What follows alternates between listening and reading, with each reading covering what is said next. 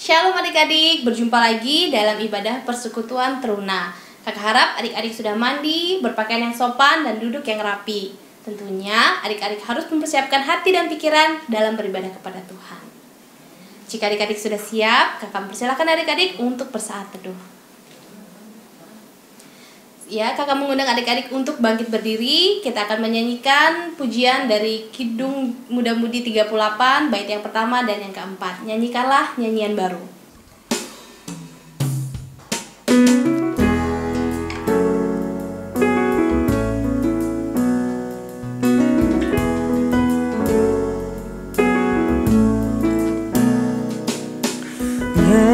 Nyanyikanlah nyanyian baru bagi Allah Pencipta cakrawala.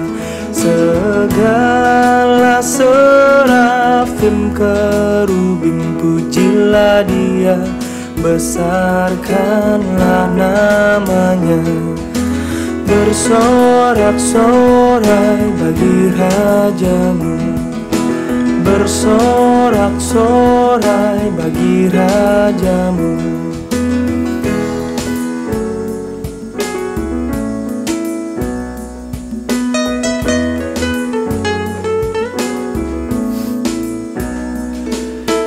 Biar bergemuruh samudra dan isinya, serta isi dunia. Dan biar sungai, gunung, bukit, lembah bertepuk tangan bersama-sama. Bersorak-sorai bagi Rajamu, bersorak-sorai bagi Rajamu. Kita masuk dalam doa pembukaan. Mari kita satu dalam doa. Selamat pagi ya Bapa, terima kasih Engkau telah menyertai kami hingga saat ini. Kami akan memulai ibadah kami. Kiranya Engkau memberkati dari awal, pertengahan hingga pada akhirnya. Di dalam nama Tuhan Yesus kami berdoa. Amin. Kita akan membaca Mazmur pujian kita yang sebagaimana tertulis pada Mazmur 10 ayatnya yang ketiga. Kita baca bersama-sama. Karena orang fasik memuji-muji keinginan hatinya, dan orang yang loba mengutuki dan menista Tuhan. Demikian pembacaan Mazmur pujian kita. Silakan duduk kembali. Sebelum mendengarkan firman Tuhan, mari kita menyanyikan lagu dari Kidung Jemaat 53, bait yang pertama dan yang kedua. Tuhan Allah telah berfirman.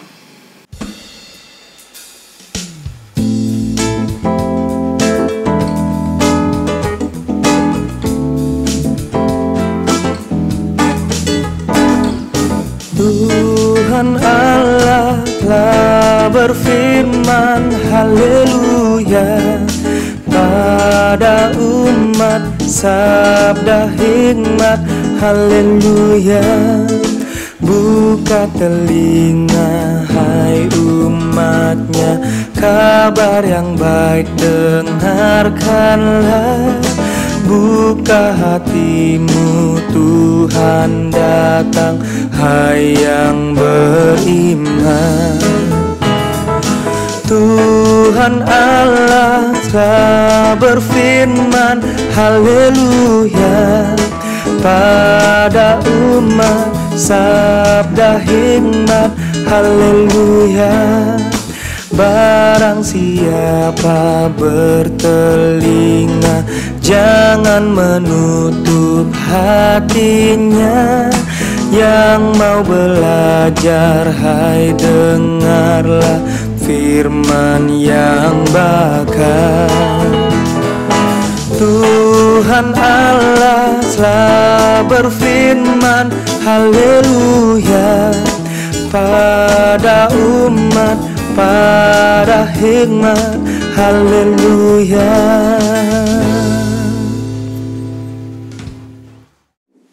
Pembacaan Alkitab dari 1 Korintus 11 ayat 17 sampai 23 di bawah perikop kebiasaan-kebiasaan yang salah dalam perjamuan malam. Dalam peraturan-peraturan ini yang berikut, aku tidak dapat memuji kamu, sebab pertemuan-pertemuanmu tidak mendatangkan kebaikan, tetapi mendatangkan keburukan. Sebab pertama-tama aku mendengar bahwa apabila kamu berkumpul sebagai jemaat, ada perpecahan di antara kamu. Dan hal itu sedikit banyak aku percaya. Sebab di antara kamu harus ada perpecahan, supaya nyata nanti siapakah di antara kamu yang tahan uji. Apabila kamu berkumpul, kamu bukanlah berkumpul untuk makan perjamuan Tuhan. Sebab pada perjamuan itu tiap-tiap orang memakan dahulu makanannya sendiri, sehingga orang yang lapar dan yang lain mabuk. Apakah ya kamu tidak mempunyai rumah sendiri untuk makan dan minum? Atau maukah kamu menghinakan jemaat Allah yang memalukan orang-orang yang tidak mempunyai apa-apa? Apakah yang kukatakan kepada kamu, memuji kamu?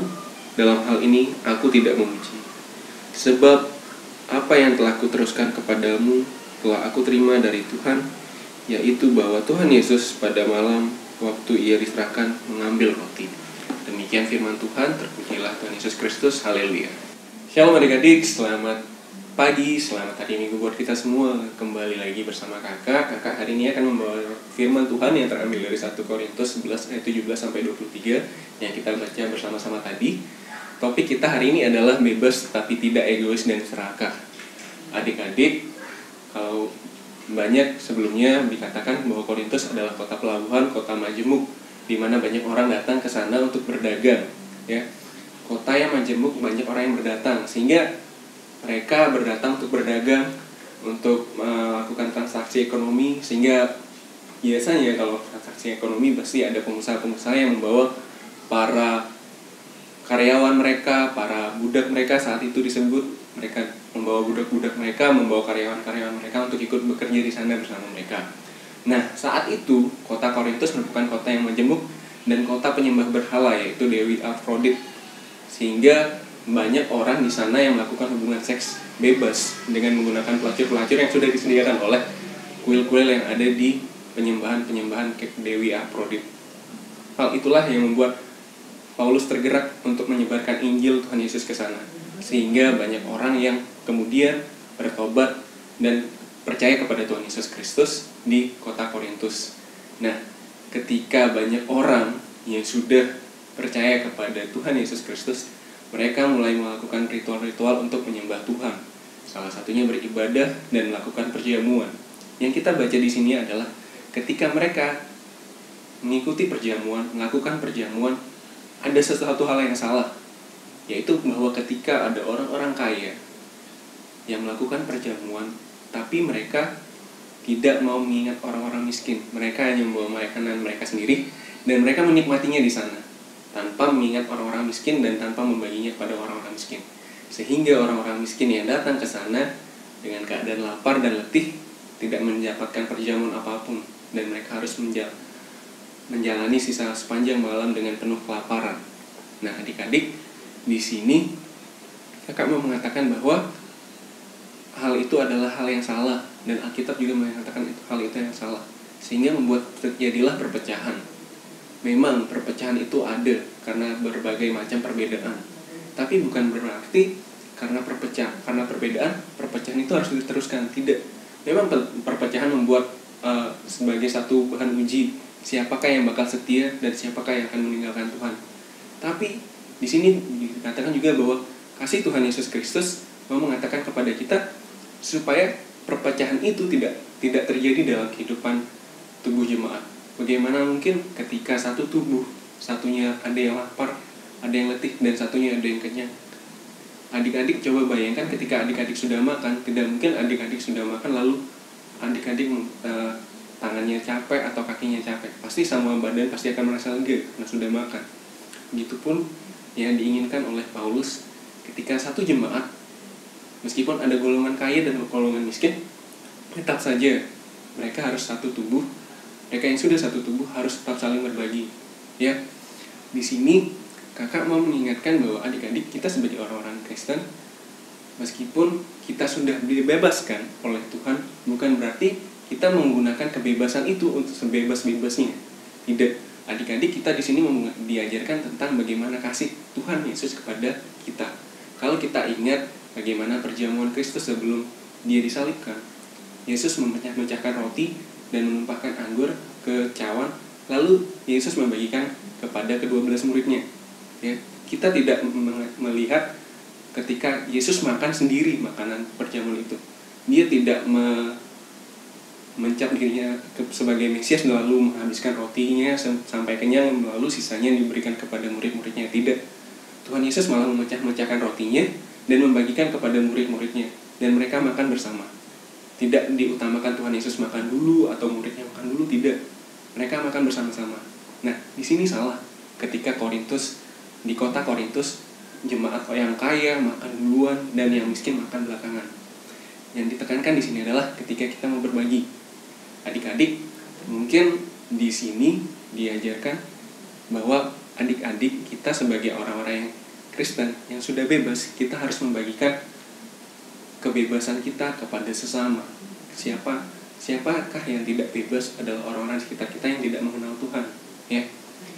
Mungkin ada beberapa hal yang misalnya sebagai contoh kecil dalam kehidupan kita hari lepas hari, mungkin adik-adik yang punya saudara, misalnya orang tua adik-adik belikan makanan, terus kalian punya makanan, kalian bisa bagikan kepada saudara-saudara kalian, saudara-saudara adik-adik, ya. Tidak pelit, tidak serakah, tidak egois, tidak melakukan hal yang kayak konyol, ya. Misalnya kayak, kakak punya jajan loh, terus melihat-melihatin adiknya gitu, ya. Enggak, kita harus juga berbagi. Jadi kita punya jajan, kita bagi separuh sama adik kita atau sama kayak kita makan, nikmati sama-sama. Itulah yang ingin dikatakan kepada Paulus, ingin dikatakan oleh Paulus kepada jemaat di Korintus, agar mereka merubah sifat mereka, merubah sikap-sikap orang kaya, supaya mereka mau tersadar berbagi. Karena kalau tidak, mereka bukan melakukan perjamuan untuk mengingat kebaikan Tuhan. Itu sama sekali tidak mencerminkan akan kebaikan Tuhan. Kalau kita mengucap syukur kepada Tuhan, kita harusnya bisa membagi kasih kebaikan Tuhan kepada sesama kita. Contoh kecilnya, misalnya ketika kita ulang tahun, kita mengungkapkan rasa syukur kita kepada Tuhan. Misalnya kita traktir teman-teman kita traktir orang tua kita, atau mungkin kita beli makan untuk kita bagikan kepada orang-orang yang tidak mampu, ya. Adik-adik di sini adalah contoh kecil dari makanan. Mungkin kalau misalnya adik-adik tidak bisa membagi makanan, misalnya karena tidak punya makanan, adik-adik jangan kecil hati, bisa membagikan hal-hal lain.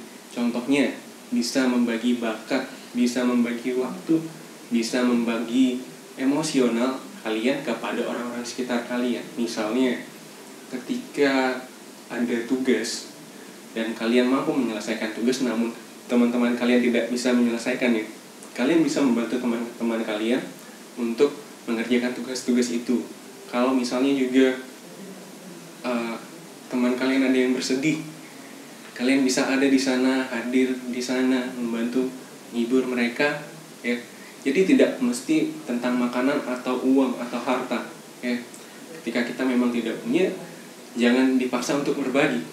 Justru kita bisa berbagi dari hal-hal yang lebih. Tuhan sudah menyiapkan kita yang lebih. Mungkin kita nggak punya uang, kita nggak punya makanan, tapi kita bisa punya waktu, kita bisa punya tenaga, kita bisa punya kemampuan dan bakat dan banyak lain sebagainya.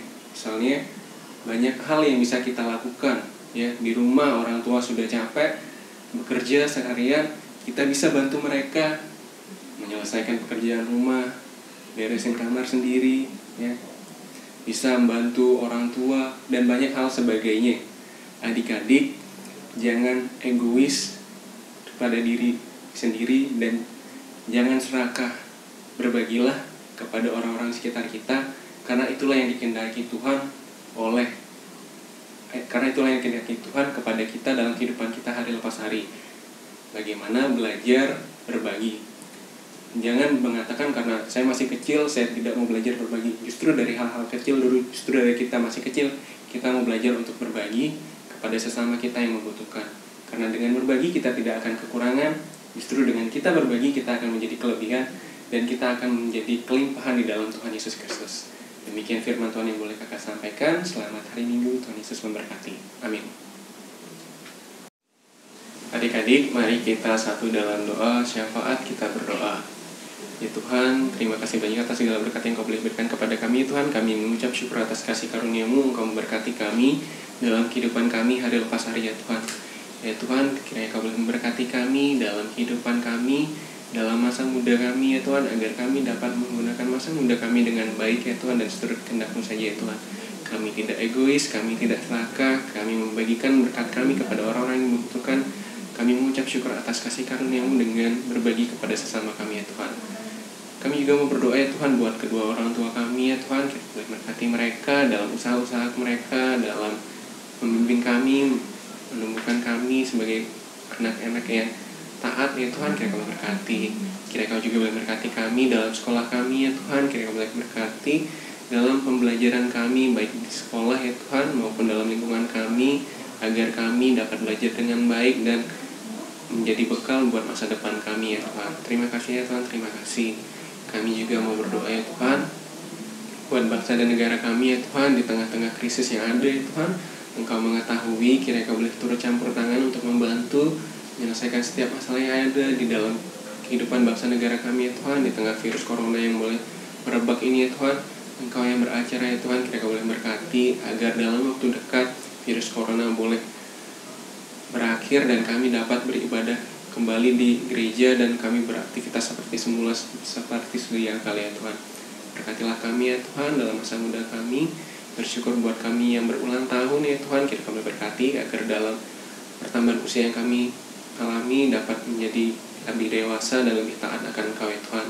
Bagi kami yang sakit ya Tuhan, kiranya boleh berkati agar Engkau boleh angkat segala sakit penyakitnya yang ada dalam tubuh kami. Tuhan, gantikan dengan kesehatan dan kesegaran yang baru yang daripada Tuhan sendiri ya Tuhan.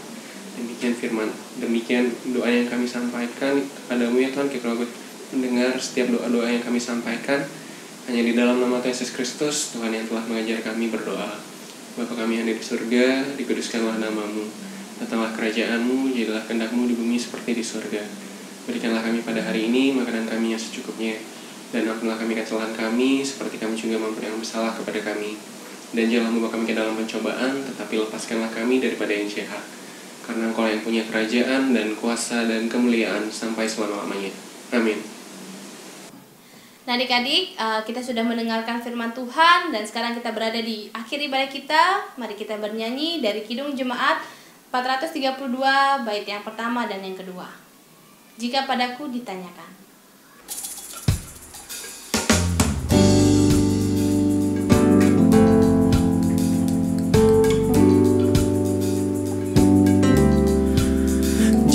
Padaku ditanyakan apa akan ku beritakan pada dunia yang penuh penderitaan. Kan ku sampaikan kabar baik pada orang-orang miskin, pembebasan bagi orang yang ditawan, yang buta dapat penglihatan, yang tertindas dibebaskan. Sungguh tahun rahmat Tuhan sudah tiba. Kerajaan Allah penuh kurnia, itu berita bagi isi dunia.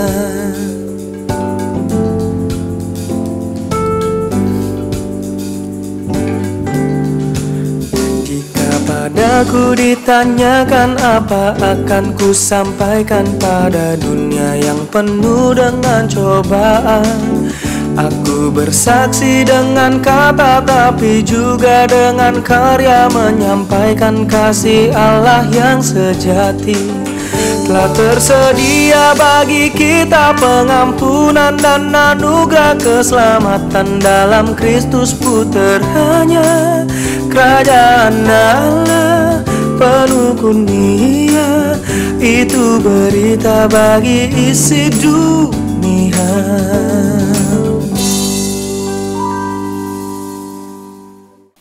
Baik adik-adik, ibadah PT kita sudah selesai dan minggu depan kita tetap melakukan ibadah secara online di rumah masing-masing.